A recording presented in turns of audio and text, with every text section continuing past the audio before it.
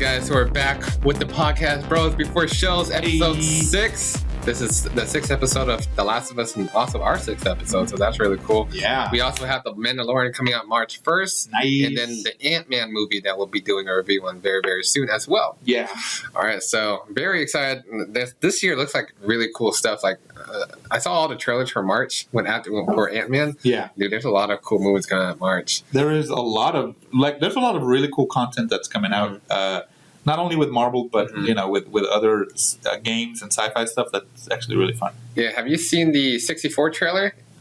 Or 60-something. So it's basically two people from the future go back in time to dinosaur days, and they're just trying to survive. Oh, with Adam Driver, the guy who plays Kylo Ren, right? Yeah, Kylo Ren. Yeah, Kylo Ren. Kylo Ren. Yeah, that guy. Yeah, so that one looks really cool. I'm excited for that one.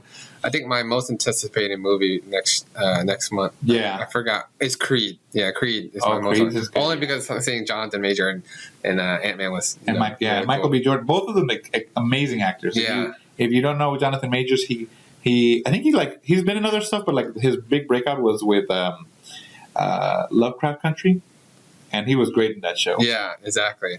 So now he's been popping off really well. I'm really excited to see him in Loki season 2 as well. Dude, yeah, and this guy is swole. Yeah. I was Michael B. Jordan's a pretty built guy. Yeah. This guy makes give him a run for his money for being built. I was like, dang. Yeah, they're almost as swole as me. But yeah, let's get into the content. Before we get started, shout out to Organic Price Books, our sponsor. You can get awesome collected editions from them. Yes. I could vouch for them. That's very cool. Yeah, the people who work there, top notch. Yeah, quality people. All right, so let's get started. So we're on episode 6. All right, David, take it off. All right, so episode 6, you see, it starts off with this guy in like the cabin in the woods, snowy. He goes into his cabin and like this lady, I guess his wife, is just sitting on a rocking chair. Yeah. Gives him this look, and he kind of knows what it is. Like he's taking off his stuff, and then you see Joel say, "Hey, the gun too." Yeah. So these guys were just living in the mountains by themselves, and Joel, I guess it's been a while after the end of the other season. Looking it up, it's actually been 3 months, so it's been quite a while them traveling to get to where Tommy is, and the guy just kind of it moves it along the story just because he asked them what they're after, what are they doing, and this guy is like, we survived because there's nobody around here. If you try to go further, all you're going to find is death. Like if you go beyond the river, you're just going to die. So it kind of gives you a forewarning that the group that's there killed not only infected but also people as well. He even tells them doesn't matter if it's infected or others. Yeah. All they do is dies. Yeah, and I like I felt like a little comedic when they were all talking to each other. It's like, haha, stuff like that. Yeah. They're like, you're not going to kill us. It's like, you made them soup? What? Yeah, like casual conversation. Like, what am I supposed to do? Yeah. Stuff like that. You didn't hurt me. Yeah. It's like, you told them the truth? Yeah. You're telling me the truth? Yeah. So I thought that was pretty funny. Yes, and I think I like that about the show. There's some areas even in this part that's very lighthearted. Like, laugh the whole part about the soup because it's like, Joel isn't a bad guy. He's not wanting to do this, but he needs to do it. And at this point, you have to do that to survive in this world. Like, there's no other option. You have to be cautious and basically shoot first, ask questions later, kind of thing. But they tell them where to go, so they decide to leave. Still looking for Tommy, and I guess they cross the river. I guess they cross the bridge. Yeah, the first river they saw, we thought it was going to be the River of Death, but it wasn't. But then after they crossed the bridge and they saw the second river, then they were like, "Oh, is this one the River of Death?" Yeah. And then as soon as she pointed it out, they got ran up on. Yeah, on horses, and they didn't have anything there was no way they could have run away from these guys. Yeah, they're looking pretty cool in cowboy hats and such. And then these guys are like, are you infected? He's like, no. He's like, well, we don't believe you. And they bring this dog. Yeah. And, automatically, I was with Joel. I was so anxious. I'm like, oh. Yeah. I was like, is this guy going to start barking? Yes. So it luckily doesn't bark with Ellie, which was great. Yeah. I was like, bro. Yeah, she was just petting him, no big deal. The anticipation and build-up was very well played because you don't really see the dog walking up to Ellie. Yeah. You just see Joel's face, like the anxiety he's having, which is really cool. Yeah, and then you know what? Going back a little bit, we also see that anxiety has really been affecting him physically. Part when they leave that house, he has to stop and catch his breath because he's having basically like panic attacks. Exactly. His all this toll, not only mentally but physically. It's really, really wearing him down. You don't ever really see that in like movies, TV shows, and stuff like that. You just see them chugging along the story. Yeah. I think the only time you ever saw that in like a storyline like this was with Rick in The Walking Dead after the death of his wife. Yeah. Laura. You could really see that taking effect. Carl. Oh yeah. Carl. I don't think Carl even played a big factor in like how he reacted. Yeah, no. Compared to Laura. Yeah, that was and he. I mean, the guy who plays Rick, man, he did such a good job. Yeah. I'm actually excited. He's gonna get his own spin-off for The Walking Dead. Finally, so that's really cool. I finally get to see him on screen again. But yeah, that's like one of those things that you usually overlook, like the characters and their problems they're having. You just only see them like chugging along the story. You don't really see emotional or like mental effects they have. Yeah, and this, I hope they've played it really well. The toll that it's been taken on them, having to survive this, but also like, you would think, they're Joel's a badass, he kills people, whatever, but it takes a toll. Like later on in the story when he's talking with his brother about it, these are the things we did. Like they both like regret what they did. It doesn't really go into detail, but you kind of guess that they killed people. Yeah. So it's still on his mind even years after that happened. So then the dog luckily doesn't smell the virus on the infected on her, which kind of gives you a little like it gives you a little like a foreshadowing of just like she's immune, but it's like not like you would see in other shows where like they can still smell it on her. Yeah. So she's now immune, and I guess her body basically destroys the virus if the dog can't even smell it. So yeah, I'm looking forward to what they do with that storyline. With the doctor, they said they're trying to make a cure, see how that goes. But you see how that failed out with Sam. Yeah. So you're right. It's not like the virus is in her. It like you're right, wipes it out. So not even the dog can smell it, which is good. Yep. So they finally go to this town. I believe it's called Jackson. And when they get there, he even tells the people on the horse he's looking for his brother Tommy, and they kind of like don't really give him an answer. They're just like, oh, but they take him to the town, and he sees Tommy. Yeah, and that was actually a pretty nice moment for him. After all this trouble that he's gone through in the last 5 episodes. Yeah, he gets to see him pretty early on in the episode. I'm thinking it's the first 10 minutes, so which is cool. But it really works to set up the rest of the episode of how the relationship that him and Ellie have been built. It's now going to be like, in a sense, almost put to the test because, not only has it been taken physically, like she kind of sees herself. I want to say like his daughter, like she even says, "You're the only person that I've trusted." Yeah. Yeah, and now I'll be scared again if you're gone. Yeah. But you get to see this community in Jackson, how they've been thriving. They've built walls. Luckily, it's far enough away that if infected do come, they can take them out from far away, and it's basically a communist commune. Yeah, that's what he says. I'm like, it's not really communism, and the wife is like, it is actually communism. Which not to get political, but that's one of the benefits of communities like that people help each other out. Yeah, exactly. It's not about money. It's about building it. Everybody gets. The only way it really thrives is when you have nothing. Yes, you're very true. At that point, you're actually doing stuff selflessly. Yeah. For other people to survive. It's not about getting money. That doesn't. At that point, it wouldn't even matter anymore. Exactly. And they kind of get to pick their own houses too. Like, that house was abandoned. Go ahead. Yeah, exactly. So when they were sitting down for like I guess dinner or whatever, lunch, and they were talking. The payoff, like, can we talk? When Joel was like, can we talk to just family? And he was like, well, she's now part of the family. Yeah. And I think like to Joel, his brother never changed from when he last saw him. Yeah. But I like how they took it like, people change. People marry people. Your family, no matter how much you know them, if you don't see them for it's been like a couple of years since you saw them, they're going to be different. They're going to, make their own relationships. So I think it kind of shocked him that this person that he didn't know is now part of the family, and not that he felt betrayed by his brother, but it was kind of like it was very standoffish. Yeah, I felt like Joel, the character, doesn't want anybody to move on. Yes, he just wants to stay in that type of scenario. than Harden. But Yeah. I mean, it's fair because everything that happened to him. He doesn't want to have another daughter, another wife, and stuff like that because they died. But yeah, that whole interaction with him and Tommy was like throwing me off guard because you would expect them to. Joel to be happy that he found a wife and having a child and stuff like that. Yeah, when he told them that she's pregnant, his response was not what Tommy wanted. Yeah. And I'm actually pretty surprised by Joel's reaction. Like, yeah. Especially with him having a daughter, he would think he would be like, "Oh man, that's great! It's one of the great joys." But he looks. It's almost like he's mad at. Yeah, he feels Tommy. betrayed. Yeah.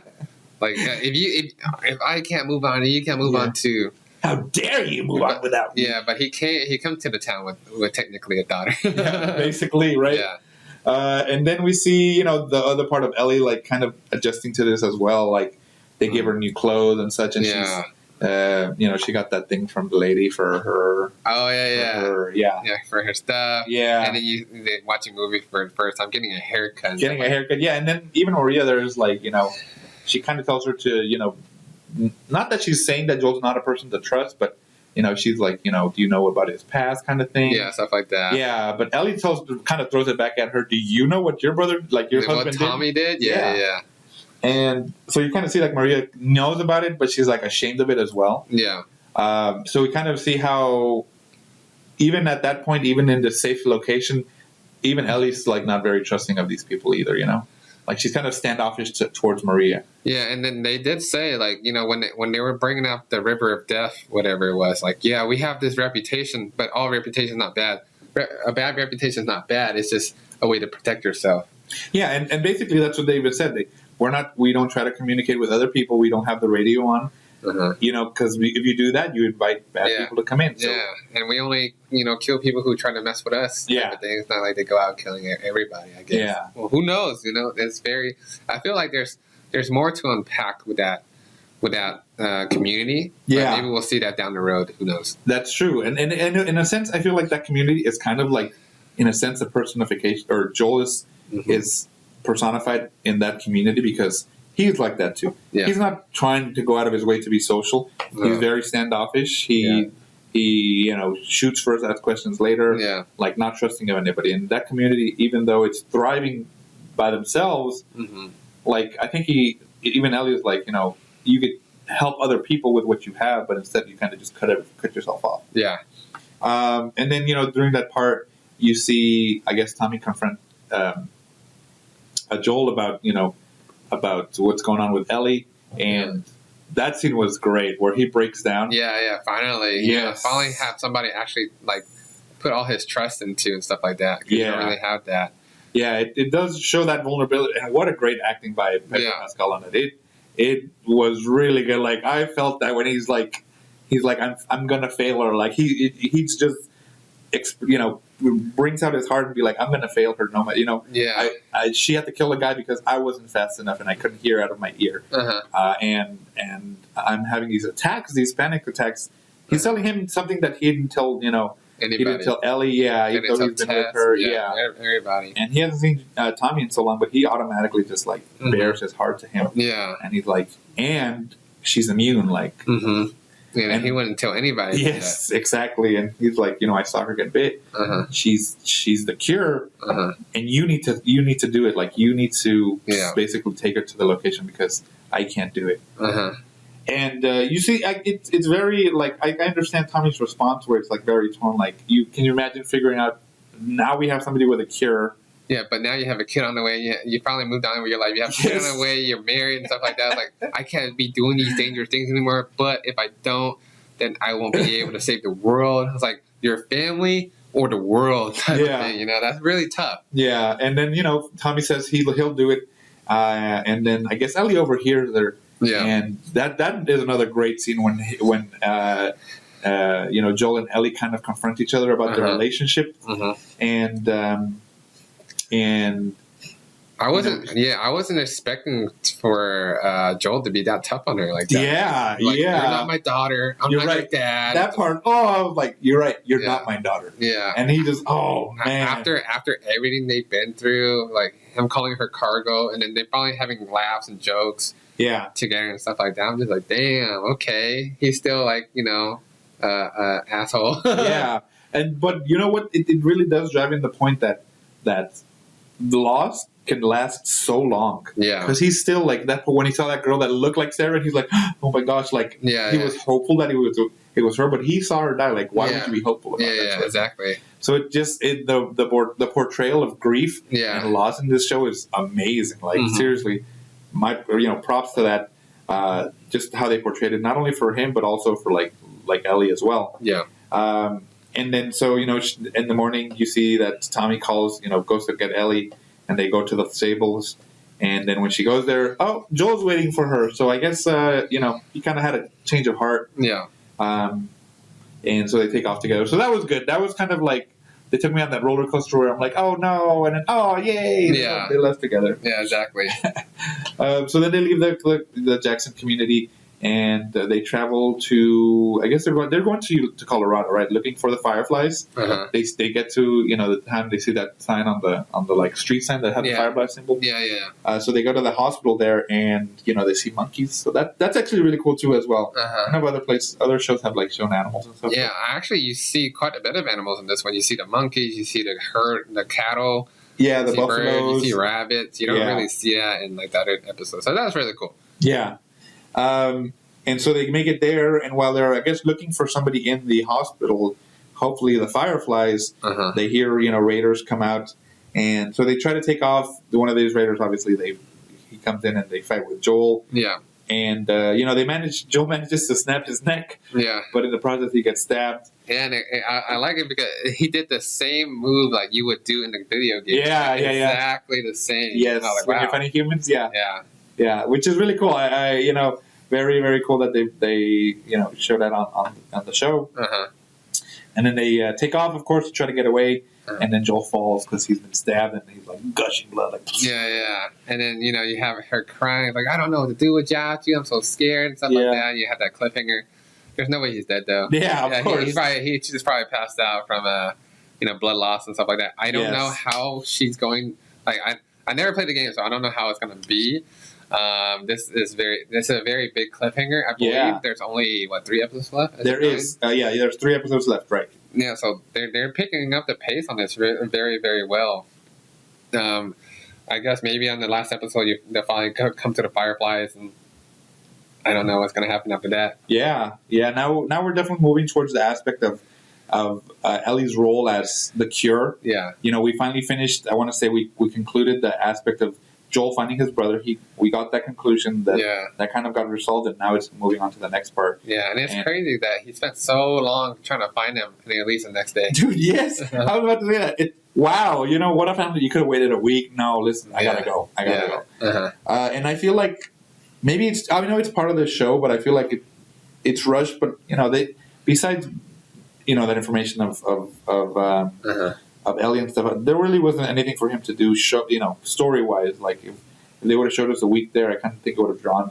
It would have drawn too long. But in reality, if you have the cure and you have a big community that will follow your brother, then you assemble a group or a team to all go and make sure she gets there because she's the last chance to save the world. Yes, so that's realistic. Yeah, story wise, I get it. Them two together, but realistically, if she was the cure like that and it was that important, it would be better to take a big group all together to protect her, Yeah, exactly.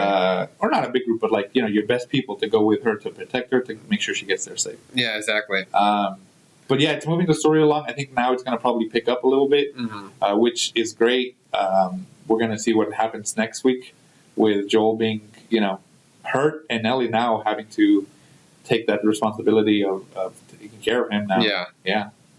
Where are you at in the game? I'm still at Bill's. I found the car. I haven't played it for a while because we've been playing a new season of Warzone. Yeah. Oh, okay. All right. Stuff like that. But yeah, really excited to see how they portray everything that's coming. Yeah.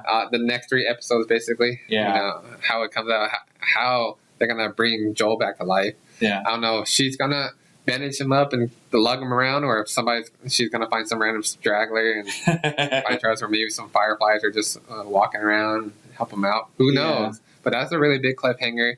Yeah. And they're in the train tracks too. It's true. Yeah. So who knows? So, what do you rate this episode out of let's say out of 5? I'd still give it a solid 5 out of 5. Yeah. Every episode is a pretty solid episode. There isn't an episode I would complain about so far.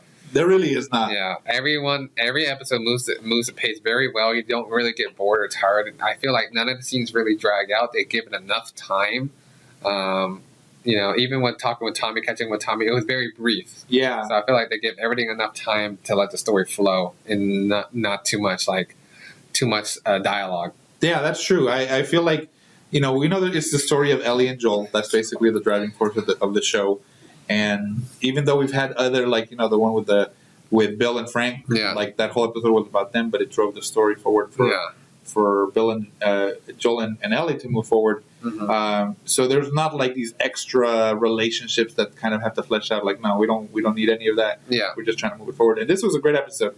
We got that conclusion with Joel. Mm-hmm. Those great scenes where Ellie and Joel got to confront each other about their relationship. Yeah, and they both realized how much they actually cared for each other. Yeah, because that's why Joel decided to go ahead and keep going with her when he knew that Tommy was a younger, better, more fit person. Uh-huh.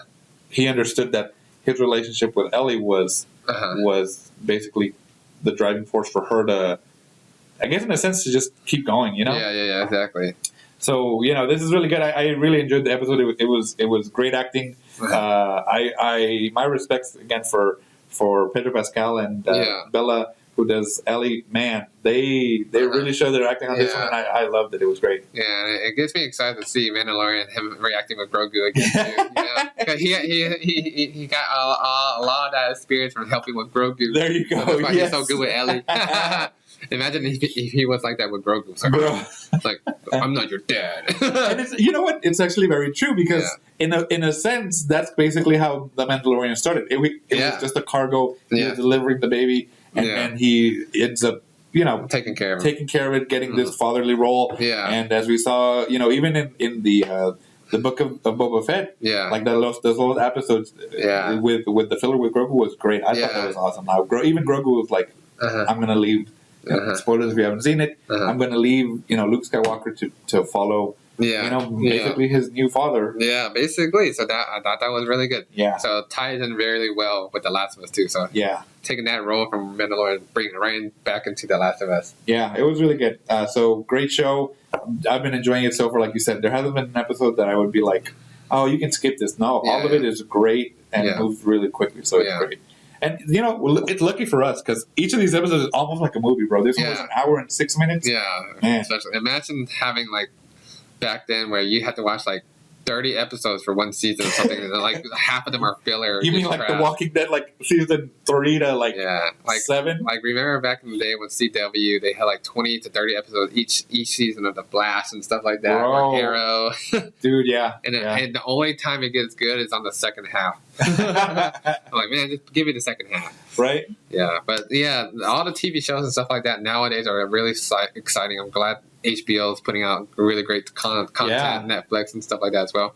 Every streaming service is getting everybody a run for their money. That's true. They have to keep the people entertained, and if you give them too much filler, they're going to drop you. So you got to give them what they want. Yeah, so all this subscriber, competition is really great for us as the viewers. A lot of cool stuff coming up. So let us know what you think about this episode. Don't forget to like, subscribe, all that good stuff. And we'll see you in the next one. Nice.